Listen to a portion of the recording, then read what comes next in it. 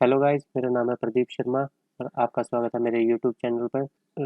तो मैं आपको बता दूं, बीएसएफ और सीआईएसएफ का एग्ज़ाम अभी पोस्टपोन कर दिया गया था। तो मैं आपके लिए एक बीएसएफ और सीआईएसएफ के लिए एक जनरल नॉलेज की एमसीक्यू की सीरीज़ लेके आया हूँ। इसमें हम कवर करेंगे टॉप मोस्ट एमसीक्यू। तो चलिए शुरुआत करते हैं। आज का पहला क्वेश्चन। अगर आप गवर्नमेंट जॉब की तैयारी कर रहे हैं तो मेरे चैनल को सब्सक्राइब कर सकते हैं और ज़्यादा से ज़्यादा आप इस वीडियो को शेयर करें ताकि हर एक स्टूडेंट इस वीडियो को देख सके। तो चलिए शुरुआत करते हैं आज का हमारा पहला क्वेश्चन। आज का हमारा पहला क्वेश्चन है, क्षेत्रफल की दृष्टि से विश्व का सबसे बड़ा देश कौन सा है। आप सभी जानते हैं कि क्षेत्रफल की दृष्टि से सबसे बड़ा देश कौन सा है, रूस। तो आपको ध्यान में रखना है, क्षेत्रफल की दृष्टि से पूछा गया है। अगर जनसंख्या की दृष्टि से पूछ लिया जाए तो मैं आपको बता दूं, तो जनसंख्या की दृष्टि से आंसर होगा आपका चीन। तो आपको ये बात ध्यान में रखनी है कि चीन जनसंख्या की दृष्टि से सबसे बड़ा देश है और रूस क्षेत्रफल की दृष्टि से सबसे बड़ा देश है। अगर भारत की बात करी जाए तो भारत इसमें क्षेत्रफल में 7वां स्थान है। कितना? तो भारत का क्षेत्रफल में 7वां स्थान है और जनसंख्या में बात करी जाए तो भारत का दूसरा स्थान है। तो आपको ये बात तो ध्यान में रखनी है। मैं आपको इन क्वेश्चनों के साथ साथ कुछ रेलिवेंट इंफॉर्मेशन भी दूंगा जो कि एग्जाम्स में पूछे जाते हैं। तो बात कर लेते हैं, जैसे कि भारत में सबसे बड़ा क्षेत्रफल की दृष्टि से राज्य कौन सा है। तो आपका राइट आंसर होगा राजस्थान। तो आपका राइट आंसर क्या होगा? राजस्थान। अगर जनसंख्या से पूछ लिया जाए तो जनसंख्या से आपका आंसर होगा उत्तर प्रदेश। तो उत्तर प्रदेश आपका राइट आंसर है। अगर क्षेत्रफल से पूछ लिया जाए तब सबसे बड़ा कौन सा है? राजस्थान। अगर जनसंख्या से पूछ लिया जाए तो सबसे बड़ा राज्य कौन सा है? उत्तर प्रदेश। अब बात कर लेते हैं सबसे छोटा। ये थे सबसे बड़े और अब बात कर लेते हैं सबसे छोटे राज्य कौन से हैं। तो क्षेत्रफल में सबसे छोटा राज्य कौन सा है? गोवा। तो आपको ध्यान में रखना है, क्षेत्रफल में भारत में सबसे छोटा राज्य कौन सा है? गोवा। और अगर जनसंख्या में बात करी जाए तो जनसंख्या में सबसे छोटा कौन सा है? तो आपको ध्यान में रखना है सिक्किम भारत में सबसे छोटा राज्य है जो कि जनसंख्या में है। अब बात कर लेते हैं यूनियन टेरिटरीज में। तो यूनियन टेरिटरीज में बात कर रहा है, लद्दाख सबसे बड़ा यूनियन टेरिटरी है। तो सबसे बड़ा क्षेत्रफल यूनियन टेरिटरी में किसका है? तो लद्दाख आपका आंसर रहेगा। और सबसे छोटा आपको याद रखना है, सबसे छोटा क्षेत्रफल किसका है? तो लक्षद्वीप इसका आंसर है। लक्षद्वीप सबसे छोटा आंसर है। आप मुझे कमेंट बॉक्स में बताइए कि सबसे ज़्यादा जनसंख्या किस यूनियन टेरिटरी की है और सबसे कम जनसंख्या किस यूनियन टेरिटरी की है। तो आप मुझे कमेंट बॉक्स में यह जरूर बताइए। अब बात करते हैं नेक्स्ट क्वेश्चन की। हमारा नेक्स्ट क्वेश्चन है, साधारण मानव में गुणसूत्र कितने होते हैं। तो आपको ध्यान में रखना है, क्वेश्चन पूछा जाएगा कि मानव में गुणसूत्र कितने होते हैं। तो आपका राइट आंसर होगा 46। अगर जोड़े के रूप में पूछ लिया जाए तो जोड़े कितने होते हैं? तो आपका राइट आंसर होगा 23 जोड़े होते हैं। तो 23 इंटू 2 करेंगे तो आपके पास आंसर आ जाएगा 46। मानव में गुणसूत्र कितने होते हैं? तो 46 आपका राइट आंसर है। अब कई बार एग्जाम्स में पूछ लिया जाता है कि गुणसूत्र की खोज किसने की थी। तो मैं आपको बता दूं, वाल्डेयर ने। किसने? आपको यह नाम याद रखना है, वाल्डेयर नाम याद रखना है कि गुणसूत्र की खोज किसने की थी। तो आपका राइट आंसर है वाल्डेयर ने। और कब करी थी? तो आपका राइट आंसर होगा 1888 में। तो ये बातें आपको याद रखनी है। कई बार एग्जाम्स में पूछ लिए जाते हैं, जैसे कि बताइए मटर में कितने गुणसूत्र होते हैं। तो मटर में कितने गुणसूत्र होते हैं? 14। तो आपको ध्यान रखना है, मटर में कितने होते हैं? 14। मच्छर में कितने होते हैं? 6। मक्खी में कितने होते हैं? तो मैं आपको बता दूं, मक्खी में होते हैं इसके डबल 12। और कई बार आपसे यह भी पूछ लिया जाता है, जैसे मानव में तो पूछ ही लिया गया है, तो आपको ये याद रखना है कि गेहूं में कितने होते हैं। तो मैं यहाँ पर लिख देता हूँ, गेहूं में 42 होते हैं। और कबूतर में कितने होते हैं? तो मैं आपको बता दूं, कबूतर में होते हैं 80। और घोड़े में होते हैं 64। और सबसे ज्यादा कई बार एग्जाम्स में क्वेश्चन पूछ लिए जाते हैं, सबसे ज्यादा गुणसूत्र किस में होते हैं। तो आपको याद रखना है फर्न में। किस में? फर्न में होते हैं लगभग 1300 से 1600 के बीच में होते हैं। अब इसे क्या बोला जाता है? तो इसे टेरिडो काइटस बोला जाता है। आपको ध्यान रखना है, फर्न का दूसरा नाम क्या है? टेरिडो काइटस। तो सबसे ज्यादा गुणसूत्र किसमें है? फर्न में। और कई बार एग्जाम्स में गेहूं में भी पूछ लिए जाते हैं, तो आपका राइट आंसर होगा 42। और मैं आपको बता ही चुका हूँ, कबूतर में कितने होते हैं? 80। घोड़े में 64। मटर में 14। मच्छर में 6 और मक्खी में 12। तो ये बात आपको ध्यान में रखनी है। और कई बार और मैं आपको बता दूं कई बार एग्जाम्स में पूछ लिया जाता है कि गुणसूत्र की इकाई क्या है, तो आपको ध्यान में रखना है गुणसूत्र की इकाई बोला जाता है सिस्ट्रॉन। तो इसको क्या बोला जाता है? सिस्ट्रॉन। आपको ध्यान में रखना है गुणसूत्र की इकाई। अब बात करते हैं नेक्स्ट क्वेश्चन की।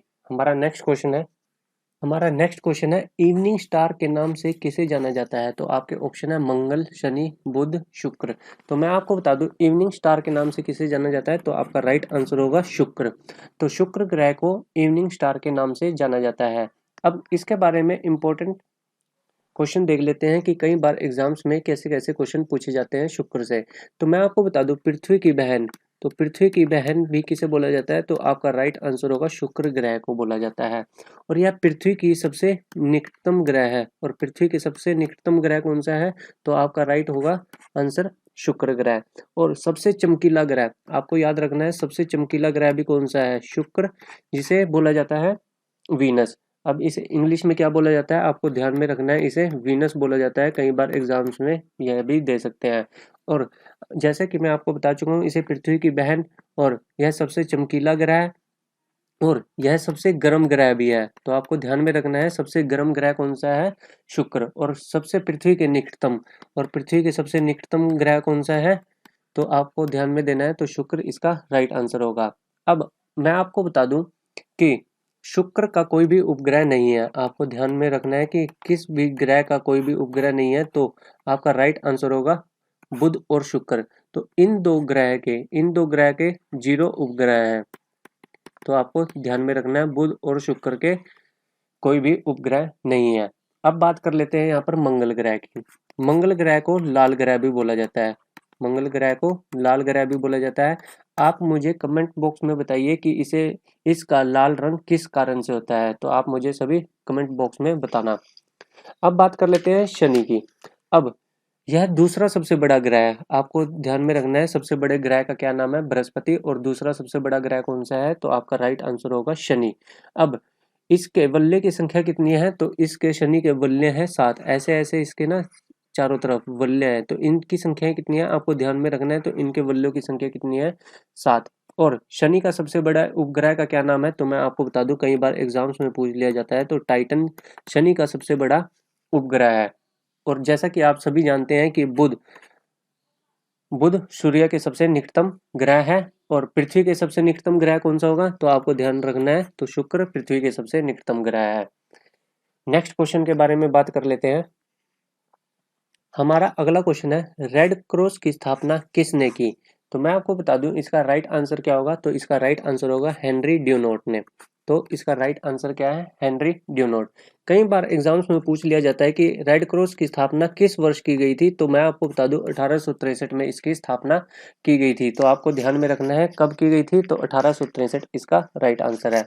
और किसने की थी? तो आपको यह बात भी ध्यान में रखनी है कि हेनरी ड्यूनोट ने इसकी स्थापना की थी। अब एग्जाम्स में एक क्वेश्चन यह भी पूछा गया था कि रेड क्रॉस को अब तक कितनी बार नोबेल पुरस्कार मिल चुका है। तो आपको ध्यान रखना है 3 बार। और किस क्षेत्र में? तो आपको ध्यान रखना है शांति के क्षेत्र में इसे 3 बार नोबेल पुरस्कार मिल चुका है। कितनी बार? तो 3 बार इसे नोबेल पुरस्कार मिल चुका है। और इसका हेडक्वार्टर कहाँ पर है? तो मैं आपको बता दूं इसका हेडक्वार्टर है जिनेवा में। कहाँ पर है? जिनेवा स्विट्जरलैंड में। आपको ये बात ध्यान में रखनी है, एग्जाम्स में पूछ लिया जाता है कि रेड क्रॉस का हेडक्वार्टर कहाँ पर है। तो आपको ध्यान रखना है जिनेवा स्विट्जरलैंड में। और रेड क्रॉस डे कब मनाया जाता है? तो आपका राइट आंसर होगा 8 मई। प्रत्येक वर्ष 8 मई को, कब? 8 मई को इसका रेड क्रॉस की स्थापना दिवस मनाया जाता है। अगला क्वेश्चन हमारा दादा साहेब फाल्के पुरस्कार किस क्षेत्र में दिया जाता है? तो आपका राइट आंसर होगा, इसका राइट आंसर है सिनेमा के क्षेत्र में। तो आप मुझे सभी कमेंट बॉक्स में बताइए कि दादा साहेब फाल्के पुरस्कार की शुरुआत किस वर्ष से की गई थी। और मैं यहाँ पर आपको बता देता हूँ सबसे पहला पुरस्कार दादा साहेब फाल्के पुरस्कार सबसे पहले किसे दिया गया था। तो आपको याद रखना है देविका रानी को दिया गया था।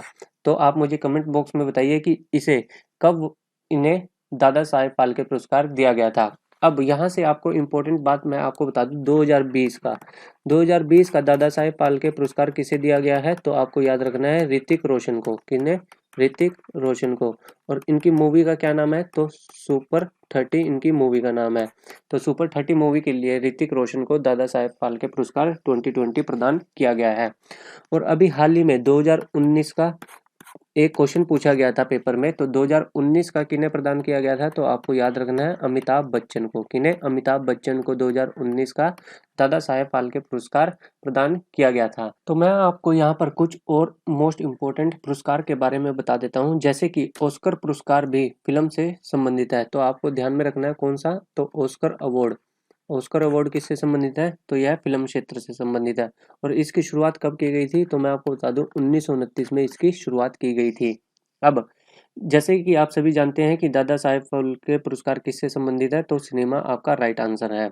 अब साहित्य साहित्य के क्षेत्र में दिए जाने वाला पुरस्कार कौन सा है, तो आपको ध्यान में रखना है नोबेल पुरस्कार एक साहित्य के क्षेत्र में दिया जाता है, और दूसरा ज्ञानपीठ पुरस्कार।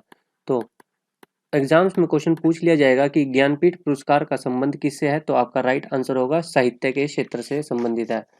और अब मैं आपको कुछ इंपॉर्टेंट बात बता देता हूँ, जैसे कि व्यास सम्मान। तो व्यास सम्मान पुरस्कार भी किससे संबंधित है, तो आपका राइट आंसर होगा साहित्य से। किससे? साहित्य से आपका राइट आंसर होगा।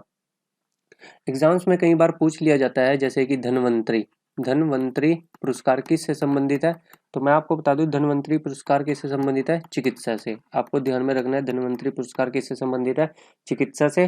बोरलोग पुरस्कार कई बार एग्जाम्स में यहाँ से भी क्वेश्चन आ जाता है, नॉर्मल बोरलोग पुरस्कार किससे संबंधित है, तो आपका राइट आंसर होगा कृषि से। अगर आपको मेरे पढ़ाने का तरीका अच्छा लग रहा है तो इस वीडियो को ज़्यादा से ज़्यादा शेयर करें। आप सभी जानते हैं कि अर्जुन पुरस्कार और द्रोणाचार्य पुरस्कार किससे संबंधित है, तो आप सभी जानते हैं कि यह पुरस्कार खेल से संबंधित है, तो यह आप सभी जानते हैं। हमारा नेक्स्ट क्वेश्चन है, निम्नलिखित में से कौन जम्मू कश्मीर केंद्र शासित प्रदेश का प्रथम उपराज्यपाल बना है, तो आपका राइट आंसर क्या है, गिरीश चंद्र मुर्मू। तो गिरीश चंद्र मुर्मू को जम्मू एंड कश्मीर प्रथम उपराज्यपाल बनाया गया है। और यहाँ से अब आपको यहाँ से याद रखना है लद्दाख के उपराज्यपाल कितने बनाए गए हैं, तो मैं आपको बता दूं राधा कृष्ण माथुर को। आपको यहाँ से एक बात ध्यान में रखनी है, किन्हें? राधा कृष्ण माथुर को लद्दाख के उपराज्यपाल बनाए गए हैं। अब आपको यहाँ पर ध्यान देना है कि धारा 370 आर्टिकल 370 हटाई गई है, तो यह किस डेट को हटाई गई है, आप मुझे सभी कमेंट बॉक्स में बताना कि आर्टिकल 370 जम्मू कश्मीर से कब हटाई गई थी, तो आप मुझे सभी कमेंट बॉक्स में बताना। अब यहाँ पर जम्मू एंड कश्मीर से कुछ इम्पोर्टेंट बात कर लेते हैं, जैसे कि यहाँ पर एक डल झील है। कौन सी? डल झील। डल झील कहाँ पर है, तो आपका राइट आंसर होगा श्रीनगर में। कहाँ पर? श्रीनगर में। वुल झील, तो आपका राइट आंसर क्या है, जम्मू एंड कश्मीर में। तो मैं यहाँ पर लिख देता हूँ वेरीनाग झील। तो एक बात आपको ध्यान में रखनी है, जिसके पीछे भी नाग लगा होगा, जिसके पीछे भी नाग लगा होगा, वो सारी की सारी कहाँ पर है, तो आपका राइट आंसर होगा जम्मू एंड कश्मीर में। अब यहाँ पर एक अंतर्राष्ट्रीय हवाई अड्डा है, उसका नाम मैं यहाँ पर लिख देता हूँ शेख अल आलम अंतर्राष्ट्रीय हवाई अड्डा। कहाँ पर है ये, तो आपको ध्यान में रखना है, तो यह श्रीनगर में है। कहाँ पर? श्रीनगर में है। नेक्स्ट क्वेश्चन के बारे में बात कर लेते हैं। हमारा नेक्स्ट क्वेश्चन है, झीलों का शहर किसे कहा जाता है, तो आपको ध्यान में रखना है झीलों का शहर किसे बोला जाता है, तो आपका राइट आंसर है उदयपुर को। किसे? उदयपुर को। और ये कहाँ पर है, तो आपका राइट आंसर होगा राजस्थान में। कहाँ पर है? राजस्थान में। और जैसा कि मैंने आपको पिछले क्वेश्चन में बताया था कि डल झील कहाँ पर है, श्रीनगर में। और जिस किसी के पीछे भी नाग लगा होगा वो झील कहाँ पर होएगी, तो जम्मू कश्मीर आपका राइट आंसर है। पर आपको ध्यान रखना है कि झीलों का शहर किसे कहा जाता है, तो आपको ध्यान में रखना है कि झीलों का शहर उदयपुर को बोला जाता है। अब यहाँ पर मैं कुछ राजस्थान की इम्पोर्टेंट झीलों के नाम लिख देता हूँ। पिछोला झील, तो पिछोला झील कहाँ पर है, राजस्थान में। फतेह सागर झील भी कहाँ पर है, राजस्थान में। और स्वरूप सागर भी कहाँ पर है, राजस्थान में। अब सांबर झील, सांबर झील मोस्ट इम्पोर्टेंट है, कई बार यहाँ से क्वेश्चन पूछा गया है, ये कहाँ पर है, तो आपको याद रखना है यह राजस्थान में है। और यह सबसे ज्यादा खारे पानी की झील है, तो आपको याद रखना है खारे पानी की झील कहाँ पर है, राजस्थान में। और उसका नाम क्या है, सांबर झील। और जय संबंध झील कहाँ पर है, तो आपका राइट आंसर होगा राजस्थान में। और जैसा कि मैंने आपको पिछले क्वेश्चन में बताया था कि जम्मू एंड कश्मीर की प्रमुख झीलों के नाम क्या है, तो मैं यहाँ पर एक बार फिर से लिख देता हूँ। वुलन झील, डल झील, और शेषनाग झील, नागिन झील, ये सारी झील कहाँ पर है? तो आपको याद रखनी है, ये सारी की सारी झीलें कहाँ पर है? जम्मू एंड कश्मीर में। अब बात कर लेते हैं हमारा नेक्स्ट क्वेश्चन। हमारा नेक्स्ट क्वेश्चन है, निम्नलिखित में से कौन सा 4 वेदों में शामिल नहीं है? तो आपको ध्यान रखने हैं हमारे 4 वेद कौन कौन से हैं, तो मैं आपको बता देता हूँ। ऋग्वेद, सामवेद, अथर्ववेद और यजुर्वेद। हमारे 4 वेद क्या नाम है? तो आप सभी जानते हैं, ऋग्वेद, सामवेद, अथर्ववेद, यजुर्वेद। ये हमारे 4 वेद हैं। और इसका राइट आंसर क्या होगा कि हमारे 4 वेदों में कौन सा शामिल नहीं है? तो इसका राइट आंसर होगा आयुर्वेद, हमारा राइट आंसर है। अब मैं आपको बता देता हूँ, ऋग्वेद के उपवेद का क्या नाम है? तो आयुर्वेद। किसका? तो ऋग्वेद के उपवेद का क्या नाम है? तो आपका राइट आंसर होगा आयुर्वेद। यजुर्वेद के उपवेद का क्या नाम है?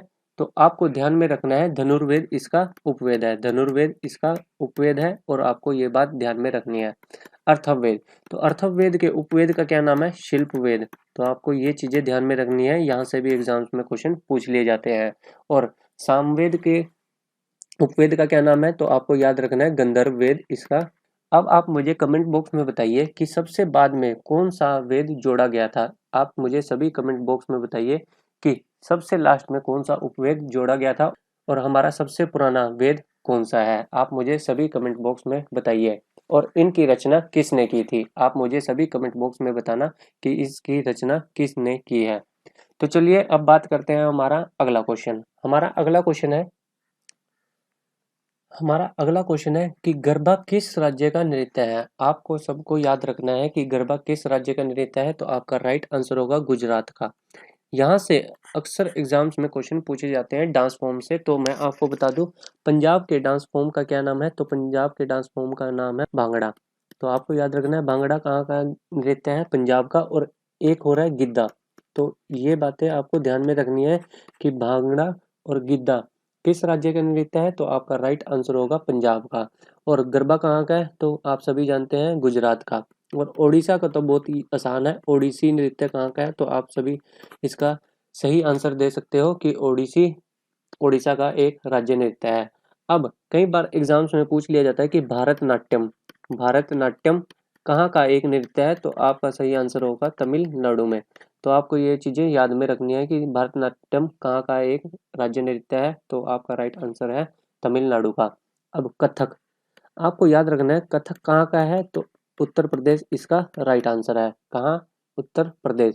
कथकली, अब याद रखना है कि कथक और कथकली, कथकली केरला का है कि कौन सा डांस फॉर्म किस राज्य का है। तो आपको ये चीजें ध्यान में रखनी है।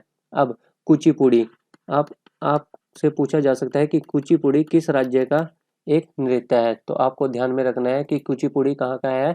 तो कुचिपुड़ी है हमारा आंध्र प्रदेश का। कहाँ? आंध्र प्रदेश का। अब बात करते हैं हमारा नेक्स्ट क्वेश्चन। हमारा नेक्स्ट क्वेश्चन है, विश्व पर्यावरण दिवस किस तिथि को मनाया जाता है? तो आप सभी जानते हैं कि विश्व पर्यावरण दिवस कब मनाया जाता है। तो 5 जून को विश्व पर्यावरण दिवस मनाया जाता है।